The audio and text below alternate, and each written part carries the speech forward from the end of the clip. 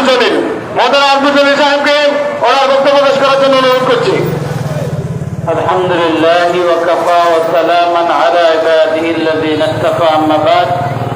অধ্যকার আইসা মুসলমান আল্লাহর কাছে জবাব দিতে পারবে না, মুসলমান আল্লাহর কাছে জবাব দিতে পারবে না, মুসলমান আল্লাহর কাছে জবাব দিতে পারবে না, ইসরায়েল মুসলমান আল্লাহর কাছে জবাব দিতে পারবে না, দামেস্কের মুসলমান আল্লাহর কাছে জবাব দিতে পারবে না, গোটা বিশ্বের সমস্ত মুসলমান শাসকরা আল্লাহর কাছে জবাব দিতে হবে।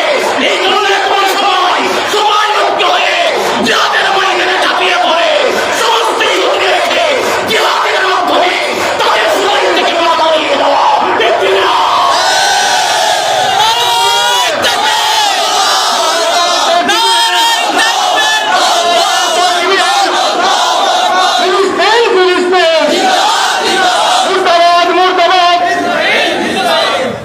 আমার যুবক ভাইয়েরা কিভাবে সহ্য করা যায়, সাংবাদিকের নিউজ যখন দেখি কিভাবে সহ্য করা যায়।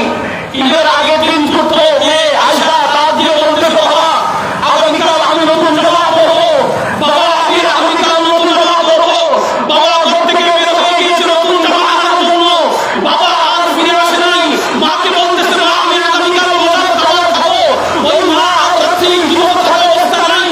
সাংবাদিক জিজ্ঞাসা করতেছে আয়সা তোমার চোখে পানি খেলো, ওই 8 বছরের মেয়ে আয়সা বলতেছে আমার ইচ্ছা ছিল আজকে বাবা কাপড় এনে দেবে, কিন্তু বাবার লাশ আমার সামনে।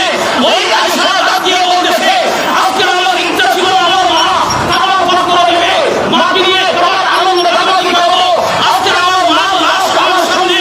এদের মাদ্রাসার যুবক ভাইয়েরা কিভাবে সহ্য করা যায়, কিভাবে আমরা সহ্য করতে পারি? 7-8 বছরের মেয়ে আয়সা তার বাবার ঘরের মধ্যে বাবাকে ডাক দিয়ে বলতেছে বাবা তুমি কাপড় পাক করে দেবো, বাবা আমার নিজের কাপড় কোথায়, মা আমার মোজা কোথায়?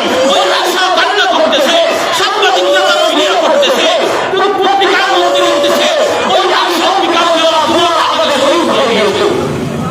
ও আমার যুবকরা কিভাবে আল্লাহর কাছে আমরা জবাব দিব, কিভাবে আল্লাহর কাছে আমরা জবাব দিব?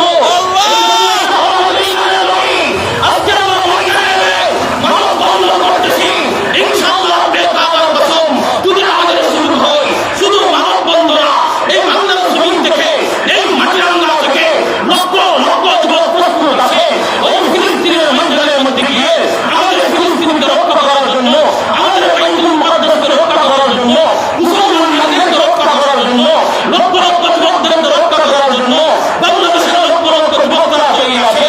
এই জন্য যুবকরা মনের মধ্যে তামান্না রাখো, মনের মধ্যে আশা রাখো, ইনশাআল্লাহ যদি সময় হয় বাংলার মুসলমানরা একত্রিত হয়ে, মক্কার মুসলমানরা একত্রিত হয়ে, মদিনার মুসলমানরা একত্রিত হয়ে, পুরা পৃথিবীর সমস্ত মুসলমানরা একত্রিত হয়ে ইহুদিদের খবর রচনায় জমিনের মধ্যে হবে।